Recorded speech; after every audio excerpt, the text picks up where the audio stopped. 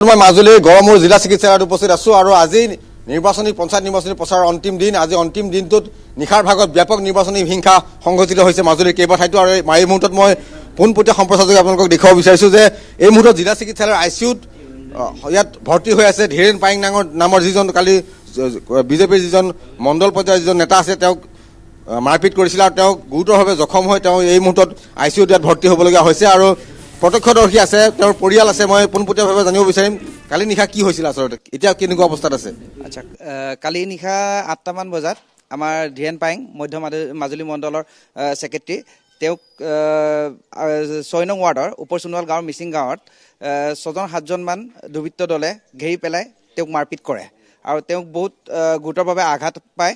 তেওঁক পেটত মাৰে, বুকুত মাৰিছে আৰু মূৰত মাৰিছে। আৰু আমি ততাতয়াকৈ তেওঁক আমি কমলাবাৰী চিকিৎসালয়ত ভৰ্তি কৰাওঁ। তাৰপিছত তাৰ পৰা বেছি মানে জখমী হোৱাৰ কাৰণে তেওঁক গড়মূৰ হস্পিটেললৈ ৰিফাৰ কৰি দিয়ে। আৰু মৰাসকল কোন আছিলে? মৰাসকল তাৰে আমি 6জন নাম পাইছোঁ। 6জনত আছে আপোনাৰ কংগ্ৰেছ কৰ্মীসকল হয়। তেওঁ হৈছে ৰাণাজ্যোতি পাইং, দিব্যজ্যোতি পাইং, তাৰপিছত আপোনাৰ নাজিৰ পাইং, ফুলেশ্বৰ পাইং আৰু 2জনমান আছিলে। তেওঁৰ পৰিয়াল আছে। মই পোনপটীয়া সম্প্ৰচাৰযোগে জানিব বিচাৰিম যে কালি নিশা কি হৈছিলে, আপুনি কি দেখিছিলে সেইটো সময়ত? কোন কোন আহিছিলে মাৰিবলৈ? কিমানজন আহিছিলে? 6-7জন মান আহিছে। ঘেৰাও কৰি মাৰিছে, মানে কেম্পিং কৰিবলৈ গৈছিলে। ইলেকশ্যনত কেম্পিং কৰাৰ অধিকাৰ চবৰে আছে, কিন্তু ইহঁতে ঘেৰাও কৰি মাৰিছে মোৰ মানুহজন এতিয়াও ভাল পোৱা নাই। ডিব্ৰুগড় লৈ যাব লাগিব এতিয়া। চকু মেলিয়ে চোৱা নাই মোক। আৰু এতিয়া পুলিচে কি কৈছে? পুলিচক মই উচিত শাস্তি দিবলৈ মই পুলিচক দাবী জনাইছো। ভাস্কৰ, ব্ৰেকিং নিউজ আছে আমাৰ সৈতে যে এই মুহূৰ্তত আৰক্ষীৰ ফালৰ পৰা ব্ৰেকিং নিউজ আহিছে। 3জনকৈ যি কংগ্ৰেছী গুণ্ডা আছিলে, 3জনকৈ কংগ্ৰেছী গুণ্ডাক আটক কৰিছে আৰু আন 2জনকৈ লোকক কংগ্ৰেছী যি মাৰপিটত জড়িত আছিলে আন 2জন লোকক আটক কৰিবলৈ এতিয়া মুহূৰ্তত বাকী আছে। আৰু আৰক্ষী ইতিমধ্যে পুৱাৰ ভাগতে অভিযান আৰম্ভ কৰিছে আৰু এই মুহূৰ্তলৈকে আন দুজন অভিযুক্ত আছিলে সেই 2জন এই মুহূৰ্তত পলাতক অৱস্থাত আছে বুলি কোৱা হৈছে। কিন্তু এই মুহূৰ্তৰ গুৰুত্বপূৰ্ণ খবৰ যে নিশাৰ ভাগত যি আক্ৰমণৰ ঘটনা সংঘটিত হৈছিলে পঞ্চায়ত নিৰ্বাচনী প্ৰচাৰ চলোৱাৰ সময়তে বিজেপিৰ মণ্ডলৰ পৰ্যায়ৰ যিগৰাকী নেতা আছিলে তেওঁৰ ওপৰত জঁপিয়াই পৰিছিলে। আন 3গৰাকী বিজেপি কৰ্মী আহত হৈছিলে এই আক্ৰমণত আৰু 5গৰাকীকৈ কংগ্ৰেছৰ যি গুণ্ডা বুলি তেওঁলোকে অভিযোগ কৰিছে।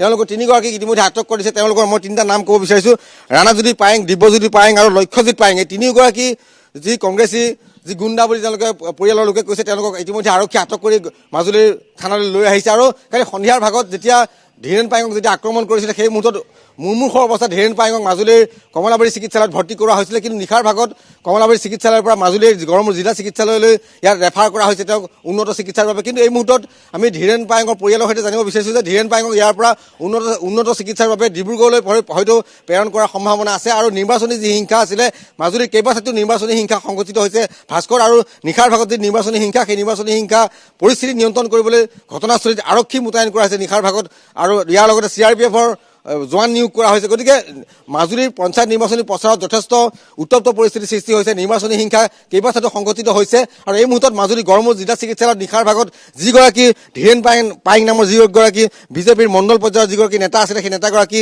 ইয়াত যিহেতু নিশাৰ ভাগত ভৰ্তি কৰা হৈছিলে। আৰু এই মুহূৰ্তত ধীৰেন পাইঙৰ স্বাস্থ্যৰ অৱস্থা উন্নত হোৱা নাই, যাৰ বাবে তেওঁক ডিব্ৰুগড়লৈ উন্নত চিকিৎসাৰ বাবে প্ৰেৰণ কৰাৰ যথেষ্ট সম্ভাৱনা আছে। আৰু দাদা, আপোনাৰ ঘৰ তাতে ওচৰতে, কি হৈছিলে নিশাৰ ভাগত?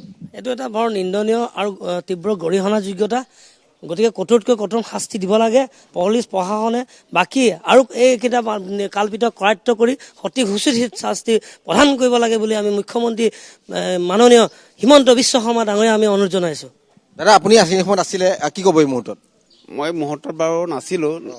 কি হৈছিলে? নাথাকিলেও মই 2 এষাৰ ক'ব পাৰোঁ। যেনিবা কি হেৰি যিটো আপোনাৰ পৰিৱেশ সৃষ্টি হৈছিলে সেই পৰিৱেশত আপোনাৰ বৰ নিন্দনীয়। গতিকে সেইটো হ'ব ভৱিষ্যতে যাতে হ'ব নালাগে বুলি আমি কংগ্ৰেছ কৰ্মীসকলকো আমি অনুৰোধ জনাইছোঁ।